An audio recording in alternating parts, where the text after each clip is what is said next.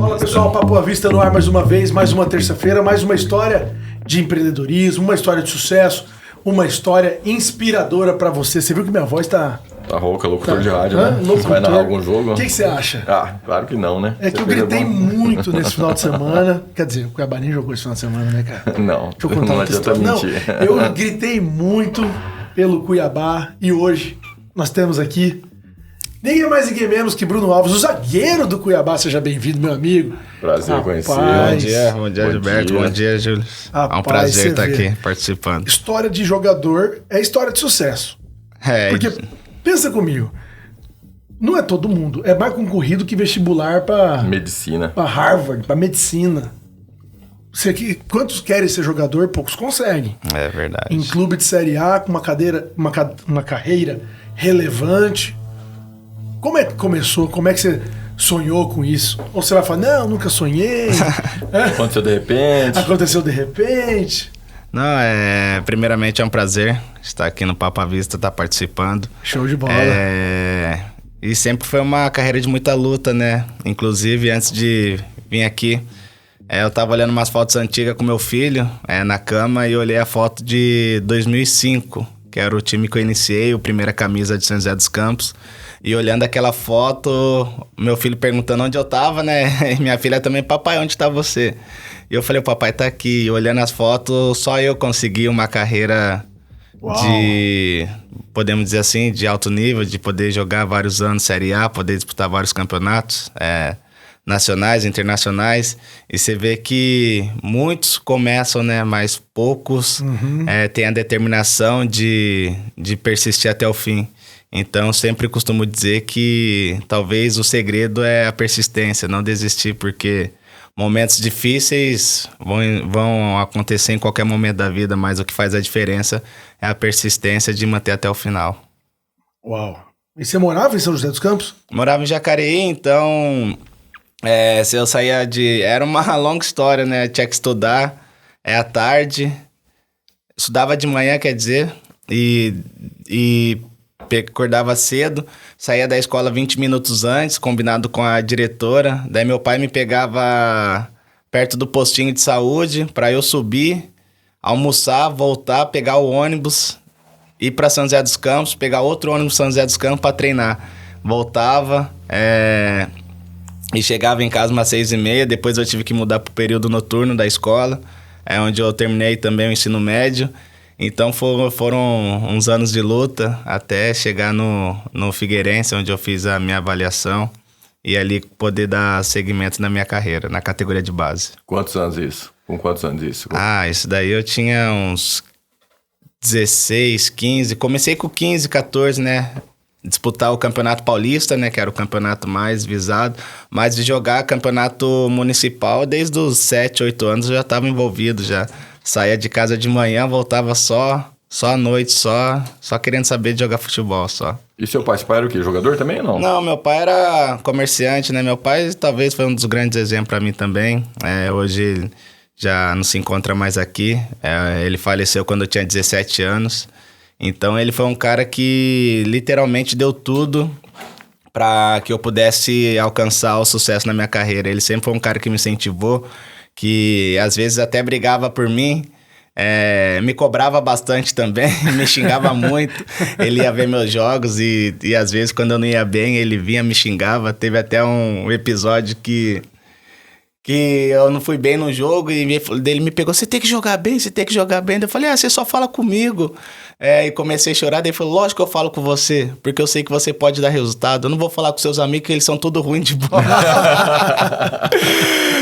E teve campeonato que ele era o nosso treinador, mas foram momentos bons. Ele foi um cara que trabalhou muito, né? Ele nunca, apesar de ter uma infância, uma adolescência que nunca nos faltou nada, né? Mas tudo contadinho assim, não tinha muito luxo, mas meu pai nunca deixou faltar nada. Então, se eu tô aqui hoje, eu agradeço muito ao sacrifício que ele fez por mim. Que massa. E é interessante, às vezes você olha pra trás, nem sempre o que se dá bem na carreira era o melhor do time naquela época. O que acontece que o improvável vai, aquele que era o craque naquela geração, naquela formação, depois ele não deslancha? Você atribui isso a quê? Como eu disse no início, eu particularmente, desde pequeno eu nunca fui o melhor. Eu nunca ia ser aquele cara que vocês iam estar olhando a gente jogando futebol, as crianças ali no campinho, falar que dali vai virar. Muito pelo contrário, tinha muitos melhores que eu. Eu faço uma lista aqui de amigos meus, eu cito no mínimo uns 8, 10 que era melhor que eu. Tudo na mesma época, mesma idade, só que a gente às vezes tinha que treinar cedo. Aí eu descia, eu morava na parte mais alta do morro, né? Então eu ia descendo, chamando um por um. Aí eu batia na porta de um, vamos treinar? Daí, não, não vou, tô dormindo. Aí eu batia na casa de outro amigo, a mãe dele saía, não, esse daí tô chamando aqui faz 20 minutos não acorda. Então, muitos não queriam treinar. Olha só. Muitos não queriam persistir. Muitos achavam que só o talento ia ser responsável pelo sucesso, né? Então eu era o cara que sempre estava trabalhando, sempre estava treinando, sempre fui muito disciplinado. Então acredito que isso foi fazendo uma junção de fatores para que pudesse chegar onde talvez eles não conseguiram chegar, né? Então, como eu sabia que eu não era o tão habilidoso, eu sabia que tinha que treinar bastante. Então acredito que isso foi um diferencial no início da minha carreira desde sempre. Dedicação para se capacitar. Meu filho também sonha ser jogador, né? Mediano, vai, é bom. Toda criança... graças a Deus é melhor que eu, né? Então, ele vai lá no campo, mas ele fica com preguiça às vezes. E eu tenho ido nos treinos dele, né? E aí eu incentivo ele, né? Mas brigo com ele também, né? Igual você vai fazer. Ô, guri, se você não correr... pouco, cara. Se você não correr, você ficar com o corpo mole, você nunca vai ser um jogador, né? Não que eu acredito que ele vai ser, né? Mas eu acho que na vida é assim, né? Pra tudo que você vai fazer, seja jogador, seja empresário, seja o que for, se você ficar com corpo mole, preguiça, não se dedicar, não se capacitar, você nunca vai conseguir se destacar, né? Então é uma lição de vida, né? A habilidade não basta. Quantos jogadores que a gente viu na base, né? Dos nossos times, né? Pô, eu sou santista. Eu vi vários na base, assim, esse sim vai ser aquele, vai ser o novo Neymar, é o novo não sei o quê. Esse olha o cara em campo, a postura dele e tal, não vai pra frente, né? E aí ele se apaga, aí você nunca mais ouve falar. Nunca mais. Lembra daquele, acho que é Jean Xera, é isso? Ele... É um meio campo. Jean. Todo mundo falava desse cara, mas todo mundo falava desse menino, todo mundo, né? E o que virou, né? Assim, era pra ser cara de alto nível mesmo, né? Sim. E vamos ver se talvez seja isso, né? Talvez seja ego, talvez seja, não sei o que é, né? Mas ele era o melhor, talvez, da época dele. Ele se destacou. É igual o Johan. O Johan jogou de meia direita. O Johan jogou de meia, porque ele perdeu a meia esquerda. Só de meia direita. Então ele jogava só com a meia direita. Ter, né? Aí o que virou? Hein? Dedicado. Jogava com uma meia só com a meia esquerda. Pois é. Só quer dizer só com a meia direita, né? Você viu as palavras dele? Pois é. Isso, não tem como negar. Joguei mesmo, nunca foi bom. É isso. Meu pai tava na torcida, pelo menos. Seu pai não brigava, ele te apoiava. Me apoiava, mas ele não falava igual ele. Os outros não tem futuro, você tem. Ele, você não tem futuro, vai o contrário, né? Vai estudar. Ô Bruno, e aí Figueirense... O que mais? Qual foi a sequência de clubes? Qual foi a virada de chave? Se você fosse assim, agora eu sei que eu tenho capacidade, agora eu vou virar, né? Igual vocês falam. Como eu disse, eu comecei no primeira camisa, sub-15 e sub-17. Aí eu fui fazer uma avaliação no Grêmio, onde eu fiquei uns 2 meses e meio e não passei. E depois foi legal que quando eu fui contratado pelo Grêmio, eu pude contar essa história.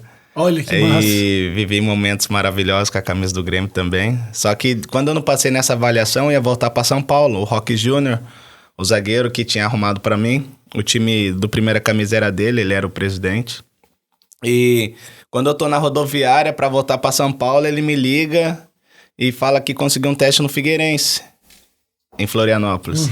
Então eu parei no meio do caminho em Florianópolis, só que eu não tinha muita dimensão, assim...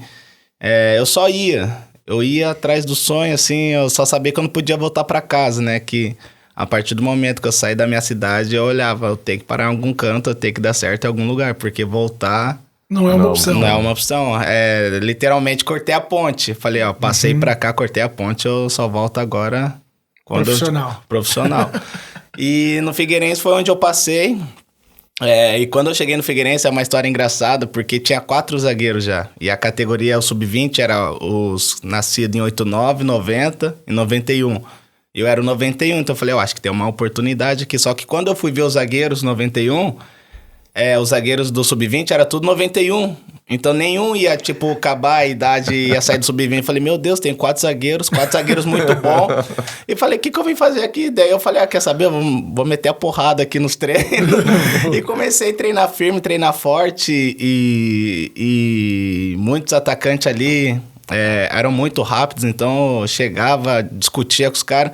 E esse perfil agradou o treinador na época, e hoje tem vários amigos, né?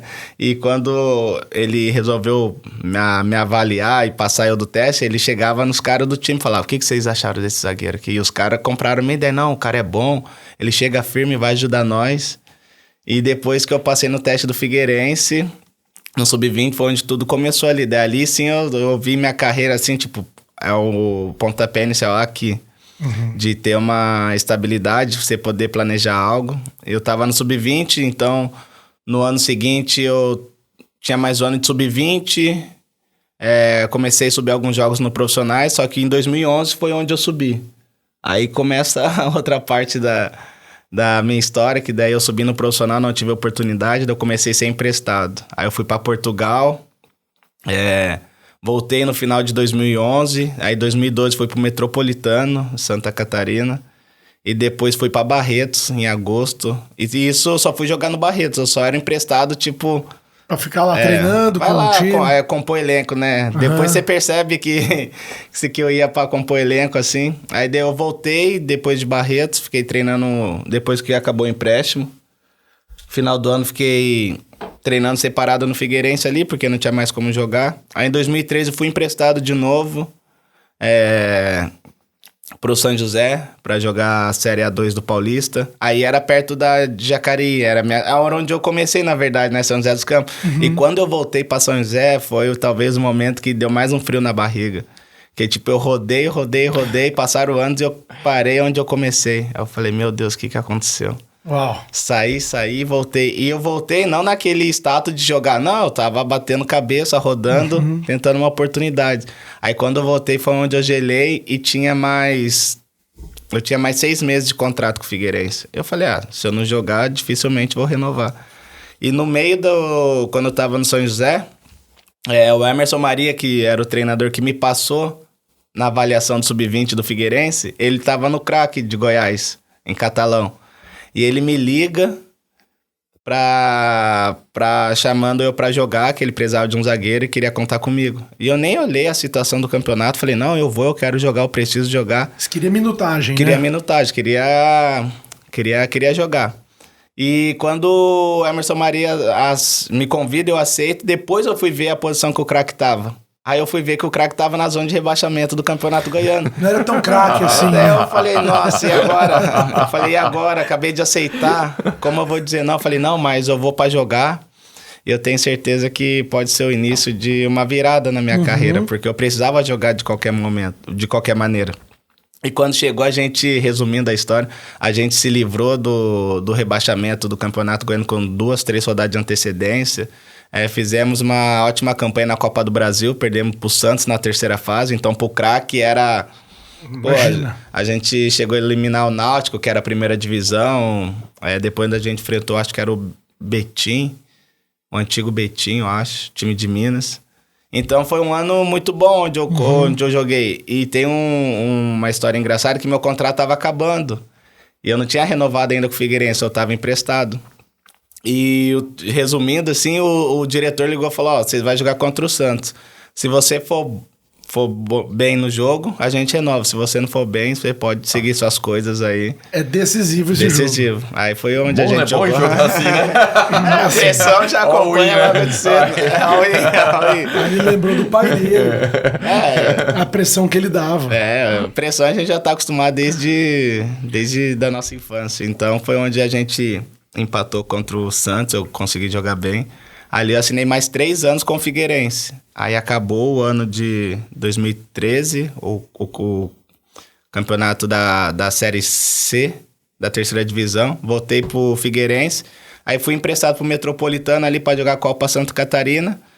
E quando eu voltei pro Figueirense, em 2014, eu tive reunião com os diretores. E eu falei, eu não quero ser mais emprestado. Eu fiquei 3 anos sendo emprestado, eu vou ficar aqui. Eu tenho mais 3 anos de contrato, então eu vou ficar os 3 anos aqui. E vou me dedicar. Se passar os 3 anos de contrato, eu não jogar, eu aperto a mão de cada um e falo muito obrigado por tudo, eu vou seguir minha vida. Mas eu não quero ficar rodando, porque nessas rodagens eu conheci o verdadeiro futebol. Esse futebol que nós estamos teoricamente acostumados, que é Série A, Campeonato Brasileiro, Copa do Brasil, Libertadores Sul-Americana. Essa não é a realidade. Não, é o glamour. Esse é vamos supor assim, os 2, 3% de 100%. A verdadeira realidade do futebol é a Série C.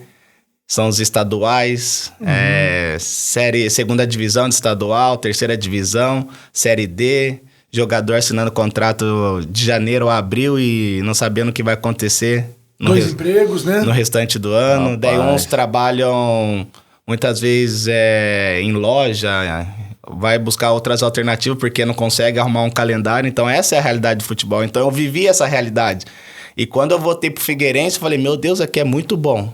Daí eu voltei com outros olhos. Não, aqui é muito bom, não posso voltar, porque a gente tem muito hábito de reclamar, né? Quando a gente, reclama daqui, reclama dali, só que você só percebe quando é bom quando você vai embora. Quando você perde, Quando você perde. Eu tive essa experiência cedo na minha carreira. Eu fiquei 3 anos batendo cabeça, falei, não, aqui o Figueirense é muito bom, não posso voltar, vai ser daqui pra cima. E falei, vou ficar aqui. E eu coloquei na minha cabeça, falei, tem 3 anos de contrato. Eu vou ter que jogar uma hora. Então eu vou me dedicar para que isso possa acontecer. Só que daí a gente cria um cronograma na nossa cabeça e acha que vai acontecer rápido, né? Aí mais 1 ano e meio só treinando. E tipo, tinha os dois... Um elenco tem 30 jogadores, então às vezes treina 22, você tá ali, os outros 8, 9, o restante fica atrás do gol, fazendo joguinho curtinho, reduzido. Então eu fiquei 1 ano e meio praticamente atrás do gol, só treinando ainda.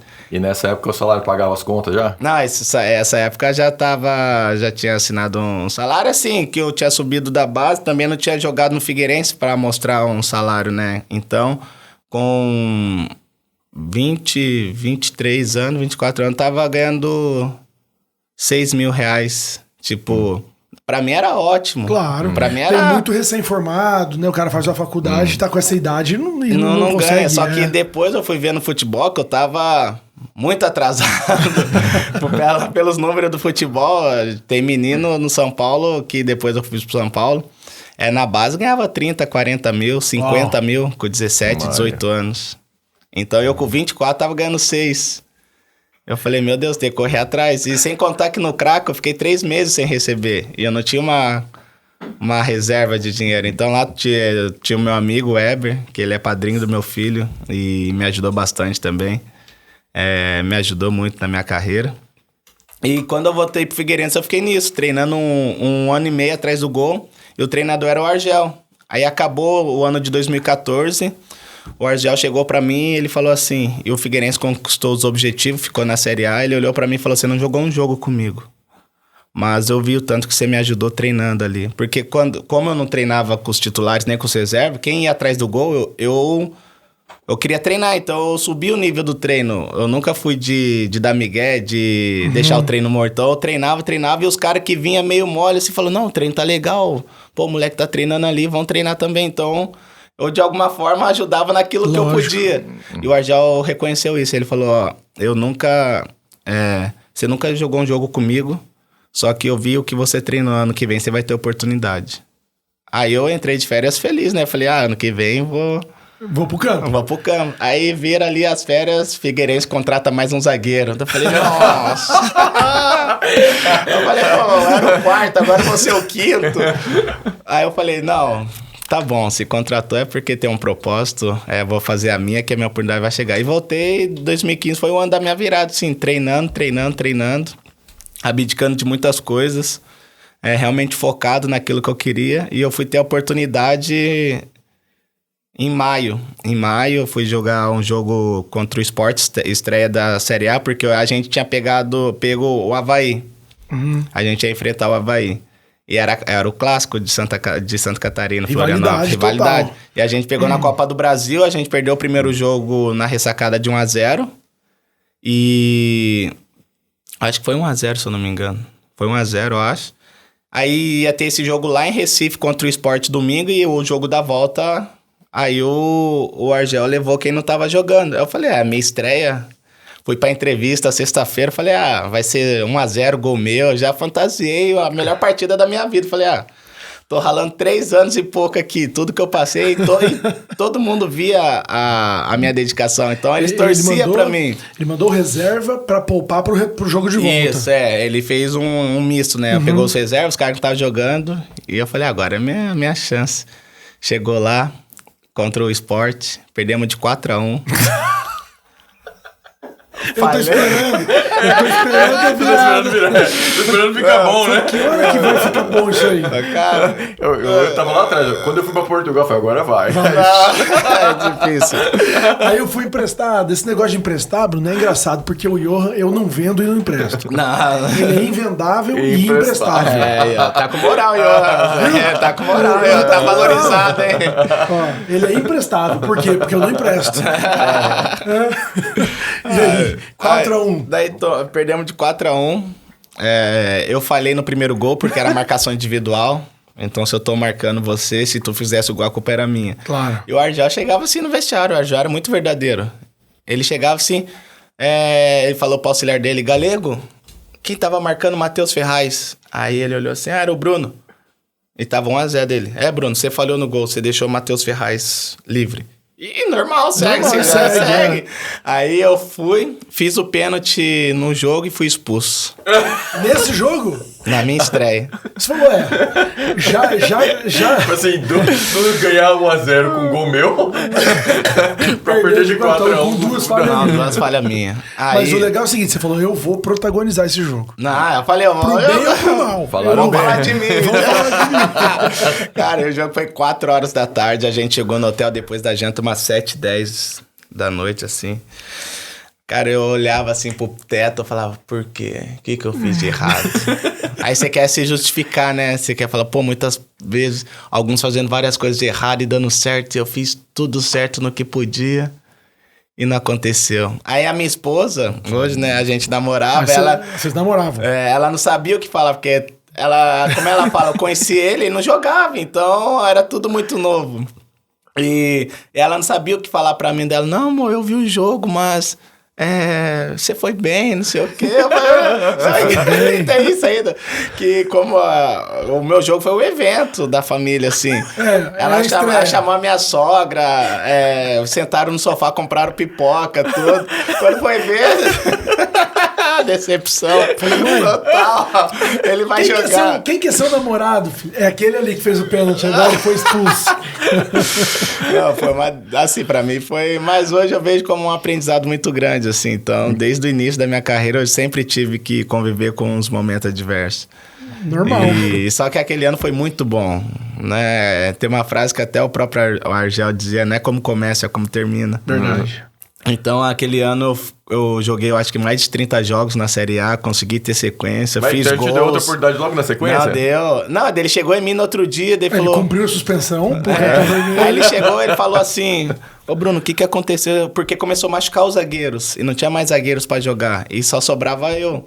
Aí ele falou assim, o que aconteceu aquele dia? Você treinou aí o ano inteiro esperando a oportunidade e não foi bem no jogo? Eu falei, professor, eu achei que depois que eu errei eu fiquei meio nervoso e tal. Daí, não, você já tava ruim desde o início do jogo. Aí, mas ele assim, ele me cobrava, mas assim, uma coisa que é digna, assim, ele era muito verdadeiro. Que ele fosse falar, ele falava nos seus olhos, olhando nos seus olhos. Ele não chegava aqui, falava aqui, picuinha aqui, pra você ficar sabendo por ele. Não, ele falava, você tá ruim, você tem que melhorar, você tem que fazer isso. E no jogo contra o Cruzeiro, que foi um jogo que virou a chave, né? Que a gente ganhou e eu consegui jogar bem. Não tava mais nos gols, porque foi 3 jogos eu em gols, participando dos gols, né? Contra o Sport, depois joguei contra o Botafogo e contra o Grêmio. Mas contra o Grêmio, em 2015, foi uma das maiores justiças. A gente tava jogando bem, fazendo uma excelente partida. Aos 38 minutos do segundo tempo, acho que o Marcelo Oliveira cruza uma bola assim, o Brian Rodrigues fez um gol no Grêmio e foi em cima de mim. Foi Foi em cima de mim. Cara, ele cruza, o Marcelo Oliveira cruza, na hora que eu olho a bola, assim, na hora que eu vou subir, ele vem, me atropela, joga eu, Muralha, pra dentro do gol, 1-0. Aí eu saio triste, cabeça baixa, assim, porque eu sabia que eu tava no gol marcando o cara. Aí o Marquinho, o capitão, né, ele chega e fala, não, Bruno, hoje ninguém tem que falar nada de você não, porque você foi bem. Aí eu falei, não, Marquinhos, matou no gol. Ele falou, não, isso acontece, normal, a gente veio aqui, jogou de igual pra igual com o Grêmio, perdendo de 1-0. Aí eu falei, beleza, só que na hora que eu tô passando ali perto das entrevistas, eu só escuto o Argel falando assim, não, cansei de dar oportunidade, eu quero um zagueiro pronto pra jogar o próximo jogo. Nossa. Ave Maria. Aí eu falei, agora moiou. Falei, agora deu ruim. Falei, daí eu comecei a planejar, joguei 3 jogos, talvez vou ser emprestado aqui pro time de Santa Catarina e tal. Você já se põe lá pra baixo, assim, pensando do que pode acontecer. E eu fiquei acompanhando a semana inteira o Globo Esporte, né? Figueirense tenta contratação de não sei quem. Figueirense tenta contratação de não sei quem. Da CBF, né? Quem entrou no bid. Aí na sexta-feira chegou o zagueiro, chegou o Simon, gente boa também, ajudou nós na temporada. Só que ele não ficou pronto no bid. Aí o Argel chegou e falou assim pra mim, você viu o que eu trouxe? Aí eu falei, vi o Simon, que era do Grêmio e tal, o excelente zagueiro, falou, você deu sorte, porque ele não vai jogar domingo. O nome dele não entrou no bid. Ele falou, você tem mais uma chance. Aí eu falei, não, professor, beleza dele. Não, beleza não. Você tá marcando quem na área? Você tá olhando a bola? Marca o atacante. Começou a me ensinar que ele foi zagueiro. E começou a dar umas dicas assim. E foi jogar contra o Cruzeiro. O Cruzeiro tinha sido bicampeão brasileiro. Tinha sido eliminado na Libertadores na semifinal. Era um excelente time. Aí eu falei, meu Deus, eu tenho que marcar o Damião. Comecei a ver o lance do Damião 48 horas antes do jogo. Vendo, movimentação Você recebe um tablet com a gente lances? recebia os lances, colocava pra estudar. Aí foi onde a gente ganhou do Cruzeiro. E, o Figueirense ganhar do Cruzeiro naquela época era... Daí todo mundo feliz, assim... E eu consegui marcar bem o Leandro Damião nesse jogo. E o gol que a gente tomou não era minha falha, então eu falei, nesse jogo eu passei ileso, nesse jogo eu tô tranquilo. Aí só que daí tava todo mundo comemorando e o presidente, hoje tem bicho, todo mundo feliz. Aí o Arjal no meio de todo mundo falou assim, cadê o Bruno? E eu no vestiário quietinho, né, que eu era um dos mais novos. Aí eu levantei a manhã dele, vem cá, agora sim você virou zagueiro de verdade. Me deu um abraço no meio de todo mundo. Olha só, o reconhecimento veio. Aí ali ele me deu sequência. Aí o Simon, que tinha chegado pra jogar, teve que aguardar um pouco, porque eu tava numa evolução. Depois o Simon jogou também. Só que daí início eu fui embora. Fui jogando. Saía, entrava, embalou. E foi onde eu comecei a jogar no Figueirense, 2015. Mas depois de muita pressão. Pois é, eu tava desenhando um gráfico na cabeça. O Bruno tava aqui, aí ele começou a estrear. Aí. Não, e ele fala assim, né? E aí eu consegui participar do gol. Eu falei, como? Não, eu tava marcando o cara que fez o gol. Você viu os gols do Figueirense, era tudo eu no lance dos caras. Teve um jogador do Cuiabá. Tadinho, eu gostava dele, mas ele fez uns 3 gols contra em 2 ou 3 partidas. Acho que era Paulão. O zagueiro, Paulão, jogou no Inter, Fortaleza. E a turma toda virou chacota. Hoje ele não joga mais no Cuiabá, mas eu fico imaginando, é ingrato demais, que o cara tá ali tentando tirar, ele cabeceia, a bola raspa, entra. Goleiro e zagueiro é assim, né? O cara dá 10 bolas boas. Olhou, é gol. O atacante vai lá e perde 73 gols na cara. Ninguém fala nada, né? Porque você errou, beleza, errou. Mas acaba 0-0, vamos supor. Exato. A culpa sempre é dos dois. O peso do erro é muito diferente, né? O peso do erro. Essa é a frase. O peso do erro é muito diferente. Fácil, né? Parece muito fácil. E a gente sabe, assim, são coisas que a gente tem que conviver, né? Mas você escolheu ser zagueiro? Eu, na verdade, queria ser goleiro, né? Quando era... Só que meu pai usou um método muito eficaz, né? Ele me colocou num paredão assim do lado de casa. Começou a soltar a porrada em mim, daí eu comecei a ficar com medo. Daí eu falei, você não quer ser goleiro? E pá, e a bola zunindo na cada estouro. Aí eu falei, eu não quero ser mais nada dele. Então beleza, então agora você vai jogar na zaga. Rapaz, esse seu pai... de fuzilamento, né? Esse seu pai... É um método dele. Eu até usei com meu filho, mas aí eu sou mais coração mole. Meu filho é da Dalia. Meu mais velho quer ser goleiro. E ele joga no gol, ele treina no gol. Eu falei, da onde que veio essa vontade vontade de ser goleiro. Aí um dia brincando agora, mês passado, jogando a bola na parede, dando bicicleta, acertou o joelho no nariz, quebrou o nariz. Nossa! Aí foi pro hospital, fez cirurgia, e o médico falou, ó, pelo menos 45 dias, um mês e meio, sem jogar no gol. E agora ele tá jogando na linha, mas ele não vê a hora de voltar pro gol. Não, o meu filho dele tá... é tomar outra bolada. Nossa, meu filho teve uma fase assim também de ser goleiro. Aí os meus amigos goleiros começaram a mandar tudo luva pra ele. Aí ele tem umas 10 luvas lá, do Volpe, do Grando. O meu ganhou do Grando. Do Grando, nossa, até o Everton do Palmeiras mandou uma luva pra ele. Daí ele ficou todo feliz. Eu falei, filho, já foi escondendo um, escondendo outro. Não tem paredão. Não tem paredão. E aí, Figueirense, daí em 2017 eu fui pro São Paulo. Aí eu fiquei... Com outro status já? Com outro status. Comprado, emprestado, cedido, como que funciona? Não, o Figueirense tava na Série B e ficou uns meses sem pagar, né? Então daí eu coloquei na justiça e fiquei livre, fiquei com o passe na mão. Aí nisso foi pro São Paulo. Aí também começou do zero. Do zero não, do negativo, né? Porque quando eu chego... O São Paulo é acostumado a contratar jogadores de seleção, nível Europa. Então, quando a torcida viu contratação Bruno Alves, ex-Figueirense, tipo, ninguém conhecia, aí as notícias já saíam assim, e o São Paulo tava brigando para não cair na Série A naquele ano. E saía assim, São Paulo começa a fazer planejamento para a Série B e contrata o zagueiro Bruno Alves. Quem é Bruno Alves? Zagueiro contratado pelo São Paulo, não sei o quê. E eu era muito leigo nesse negócio de internet. Quem é, o que come, como vive. Onde mora. Onde mora. E eu era muito leigo com esse negócio de internet. Então eu ficava olhando os comentários ali. Nossa, quando eu fui anunciado, eu tinha 4 mil seguidores. Em questão de menos de 20 minutos, eu fui para 10 mil. Uau. E os comentários enchendo ali na minha foto, daí torcida que marca, você vai. E eu começava a ler os comentários, porque eu achava. Que coisa boa. Seu lixo, vaza daqui.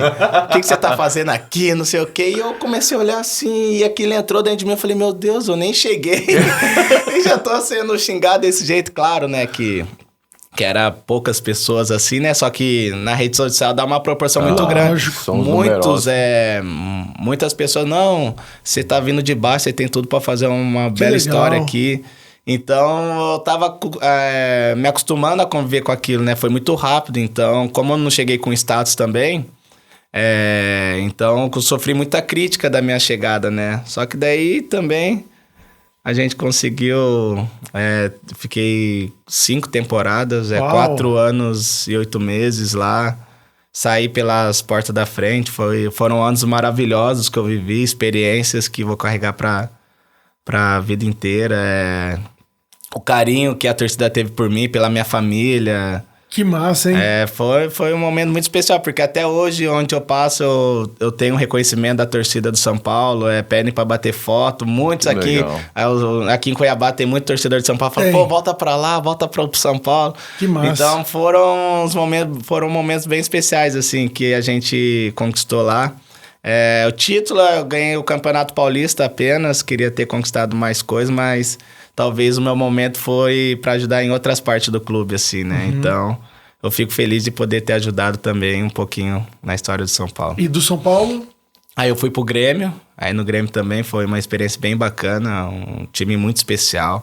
A torcida do Grêmio também é bem fanática, assim. A arena lotada. É sensacional. E a gente teve a felicidade de pegar o ano do Soares ainda, né? O Soares é o jogador mais famoso com quem você... dividiu elenco? Ou teve alguém assim? Quais foram os mais famosos? E o que você aprendeu com eles? Eu acredito... Ali no São Paulo eu convivi com muitos atletas de alto nível, né? Mesmo talvez não tendo tanta carreira, mas a estrutura de São Paulo ali exigia você ser muito profissional. Então era um elenco de 25, 30... que 20, 22 era muitos profissionais, assim, era conduta... alimentação, nutrólogo, academia, todo mundo muito focado num objetivo, assim. E o Hernanes, o Profeta, o Miranda, Zagueiro também, o né? zagueiro, o Ederinho, que veio da seleção da Itália, né? Veio da Inter, da China. Então a gente conviveu com... E o nosso elenco era muito bom. Tinha o próprio Volpe, que era muito profissional. Era um cara que puxava a galera, assim. E através dele, assim, muita gente começou a ir no nutrólogo, começou a melhorar a alimentação e ver a diferença que dá na sua carreira. Investir em aparelhos de fisioterapia para você ter em casa. Então, o São Paulo, eu acredito que ali eu comecei a ser profissional de verdade, assim, porque tem a diferença do jogador e a diferença do atleta. Jogador é o jogador que vai ali, treina 1h30, 2 e acabou. O atleta não, o atleta é o que treina 2 horas, é o que vai fazer recuperação, é o cara que se alimenta bem, é o cara que tá sempre procurando evoluir. Então, no São Paulo eu aprendi essa diferença entre ser jogador de futebol e realmente ser um atleta de verdade. Top. E era um elenco bem, bem legal.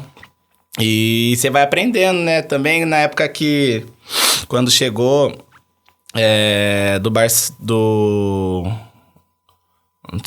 o Daniel Alves, quando chegou também... Ele chegou agregando... Do Tigres, talvez? Não foi do time do México que ele foi jogar? Não, esse foi o último que ele ficou, né? Ah, foi o Pumas, eu acho. Pumas, né? Tá, mas quando ele chegou no São Paulo... da Europa e foi pra lá? Eu acho que foi, se dá pra pesquisar aí. Quando ele chegou de São Paulo, acho que ele tava na Europa. Ele também ali, no momento que ele teve ali, ele agregou muito. Era um cara que...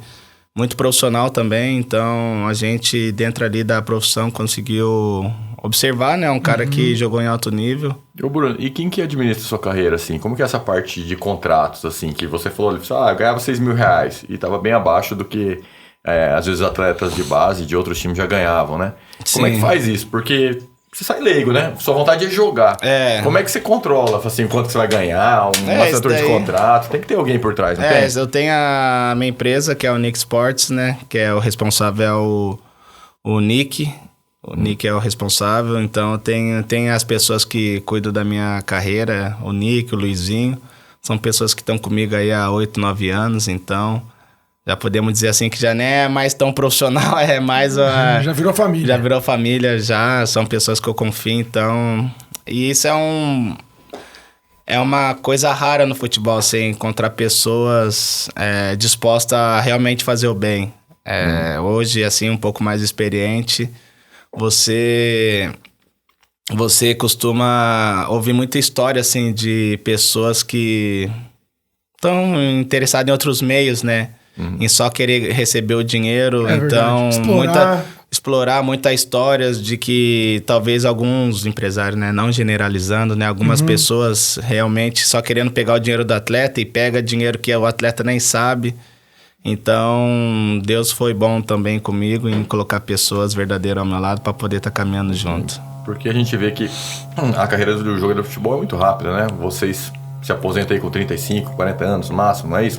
Hoje a gente quer jogar até se cuidando, consegue ir até um pouquinho mais, geralmente é isso. Vai, 40? Uns 38, 40, então, depende. Então, nesse período, muitos ganham muito, né? Mas aí depois, você tem mais uns 40, 50, 60 anos pela frente, né? Então, se você não se planejar financeiramente, você gasta tudo, engole tudo que você ganhou, né? Exato. Hoje você tem essa visão? Tem alguém que cuida dessas finanças suas? Planejamento do futuro, né? Você investe em quê? Eu tenho. Depois que eu fiquei 3 meses sem receber no crack, foi naquela época das vacas magras, eu prometi que eu nunca mais ia passar por aquilo. Realmente, um dia eu abri minha carteira, só tinha R$6,70. E tinha mais tantos dias do mês ainda até virar o dia 5, só que não recebia. Não ia adiantar nada. Não ia adiantar nada. Foi nessa época aí que entrou o Ever, que me ajudou bastante. Só que a partir daquele momento ali, eu falei que eu não ia mais passar por aquilo. Então, eu comecei a guardar dinheiro, realmente pensar que poderia acontecer algum clube não pagar. Eu falei, não, mas se não pagar, pelo menos eu tenho uma reserva. E eu comecei a guardar. Hoje eu tenho o meu assessor financeiro, que é o Vinícius, de Florianópolis, um amigo também pessoal. Tenho minha contadora. Eu sou um cara que sou muito ligado também um pouco no mercado financeiro, eu gosto. Então, depois daquele período lá, eu procurei entender, procurei ampliar o conhecimento, evoluir nesse quesito. Tem um life planner também, que é o Léo, que é de São Paulo, um cara que me ajudou muito também, abriu muito minha mente.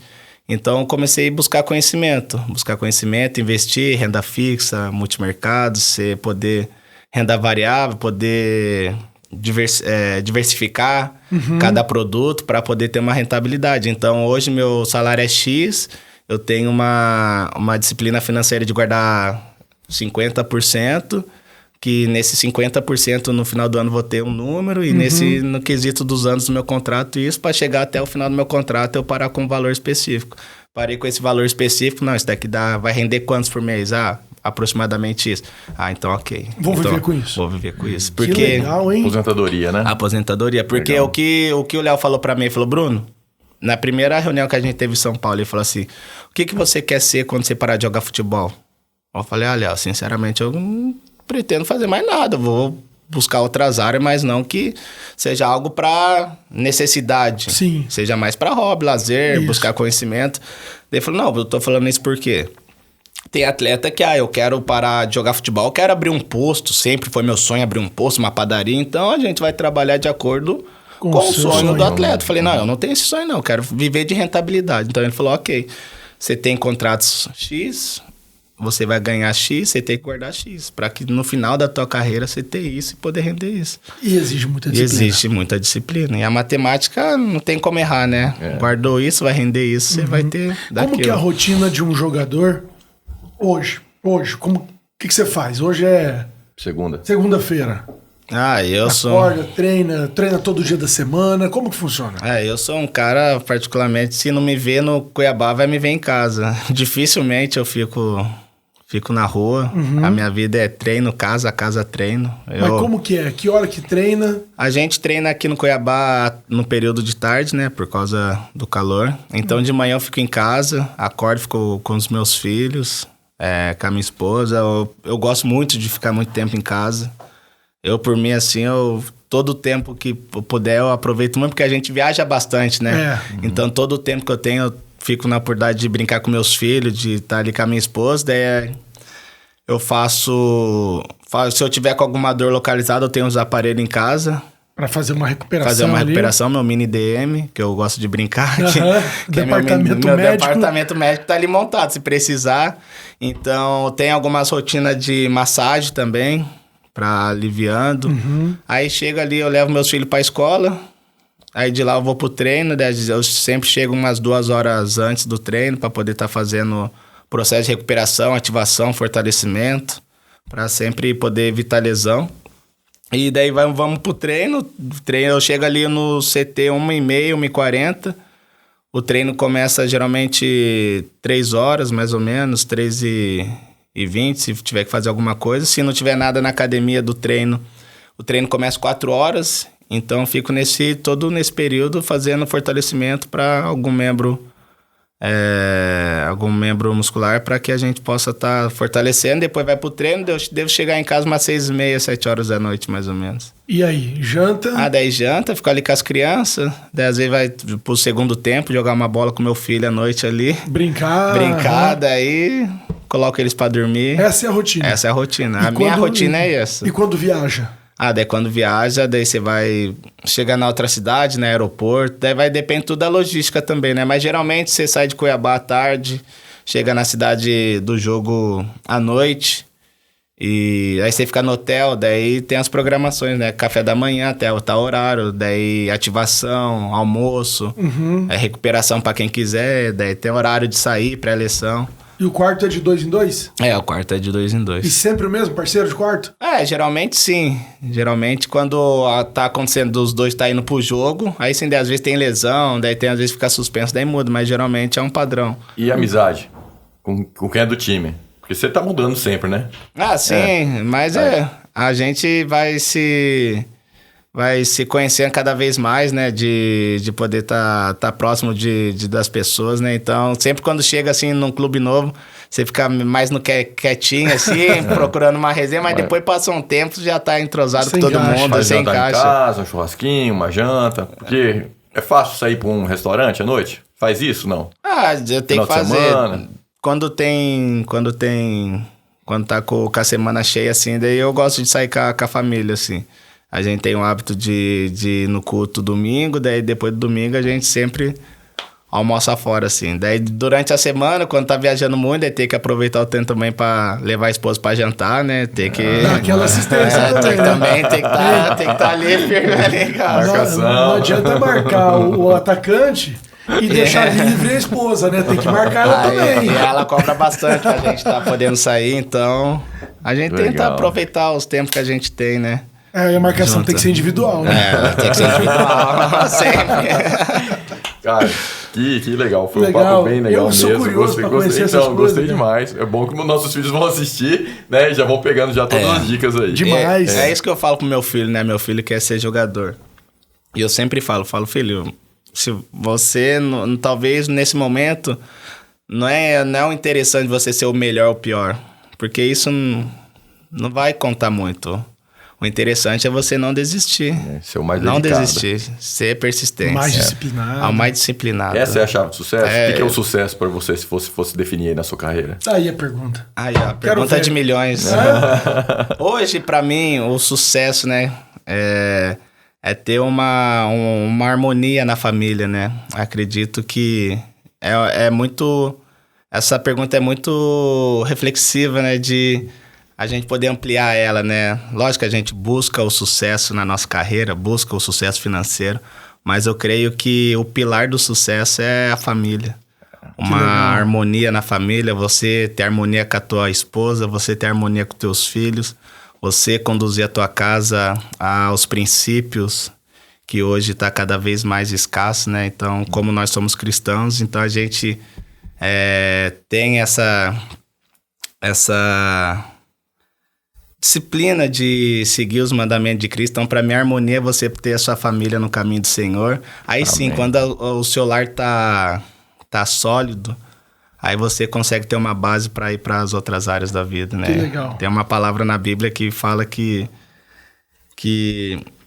para construir a sua casa na rocha sólida, né? Que verdade. É Jesus. Então, o insensato constrói a casa na areia. Vem a tempestade, vem o vento e a derruba, mas aquele que tá com a casa construída na rocha, ela vai permanecer nas tempestades, no vento, e ela não terá queda. Então, acredito que o sucesso seja construir a casa na rocha firme, que é Jesus. Que é isso. Amém. Glória a Deus por esse papo, cara. Obrigado. Olha, valeu. Foi muito top legal, demais. Muito legal. E, ó, valeu. Vamos dar um livro pra ele aqui. Peraí.